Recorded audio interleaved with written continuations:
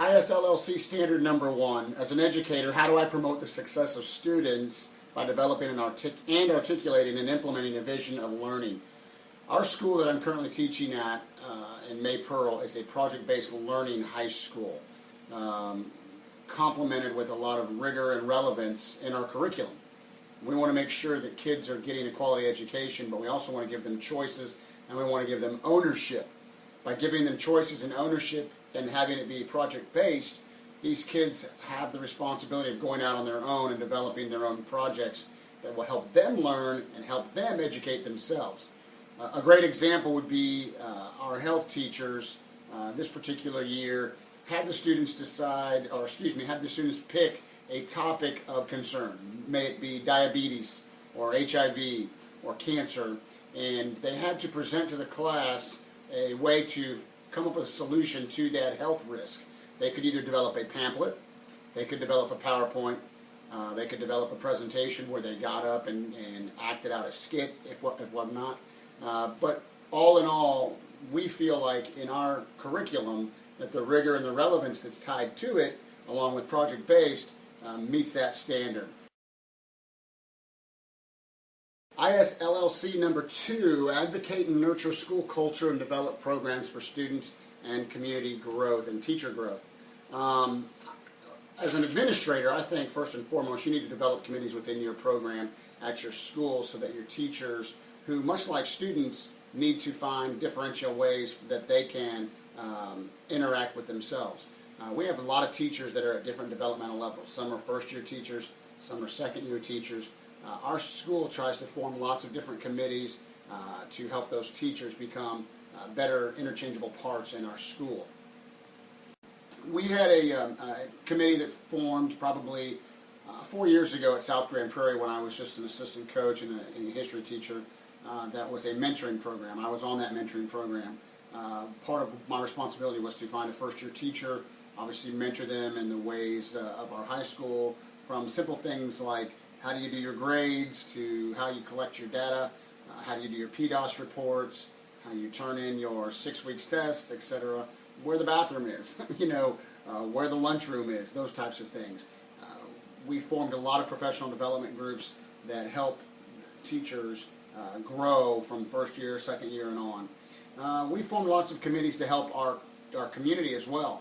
We had a young man at South Grand Prairie who had lost his leg due to cancer in the bone, and he couldn't drive his stick shift truck any further, and so we raised a committee, and that committee went around and fundraised. They had a can drive to collect cans and so forth. They collected the bottle tops, etc., and we raised money to convert his truck into a truck that he could drive with only one leg instead of being a stick shift vehicle.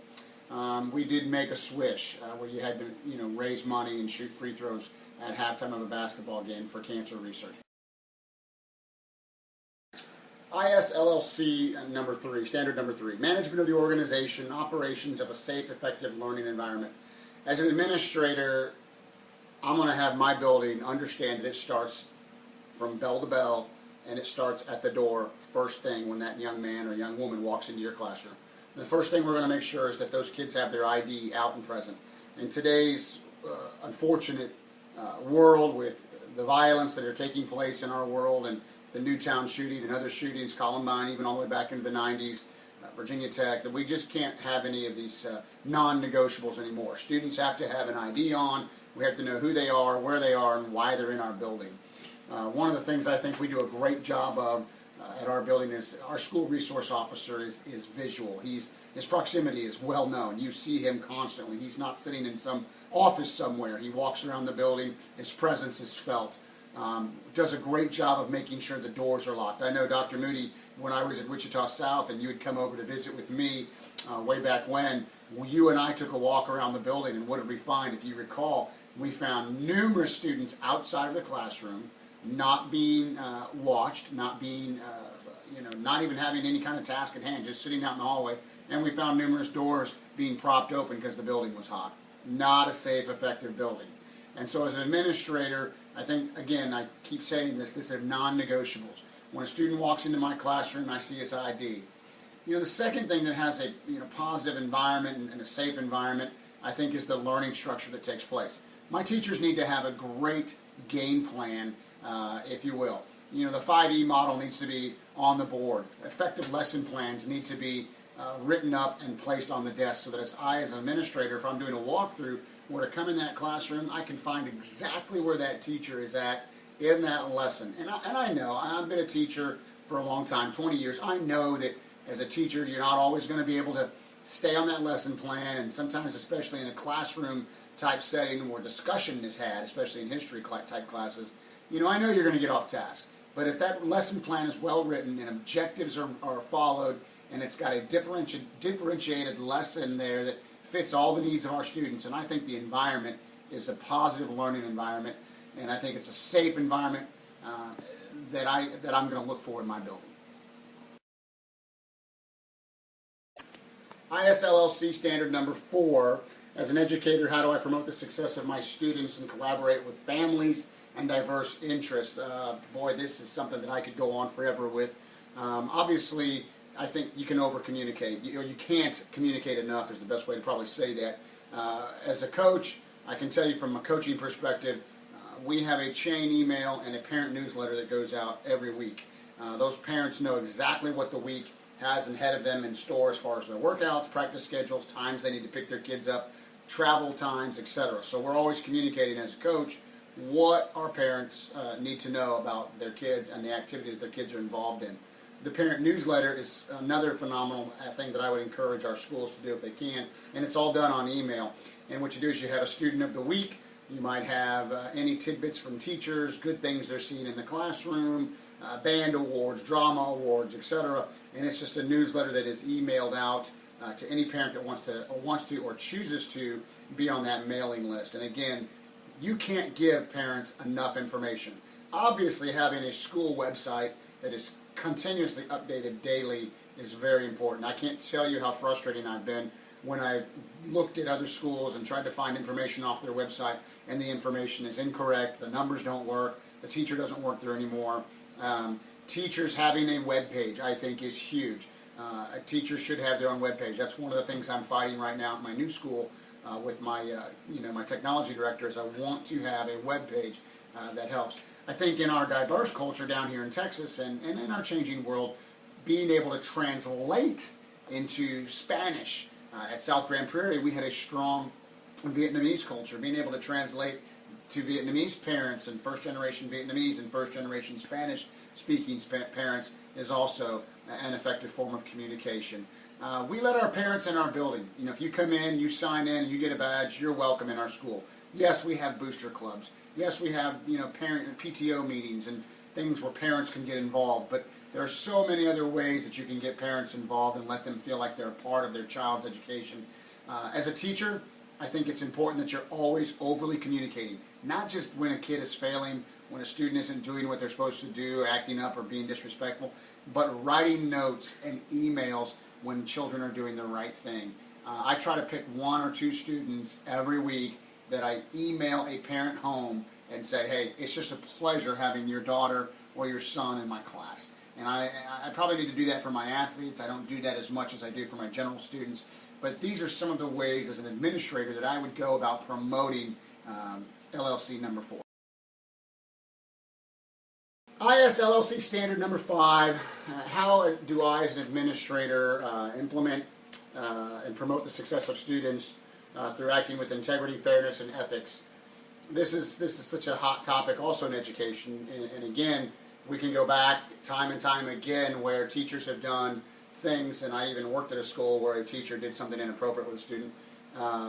As an administrator, we have got to constantly talk to our young teachers and our new teachers, and even our veteran teachers, about the proper way to engage a student.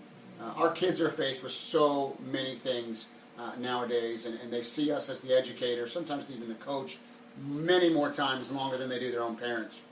And coming to schools where they get that hug or where they get that love and those relationships, there's a fine line that cannot be crossed. And obviously, education, and talking about it, not just turning a blind eye, I guess, if you will, away from it, is also important. So again, as an administrator, I want to promote integrity by letting our teachers know that, hey, when you're in a classroom with one student, especially of the opposite sex, let's have our door open. Let's work to the hallway. I know there's private moments where you can't, but always try to grab another teacher. Always try to have another teacher near you in those types of situations.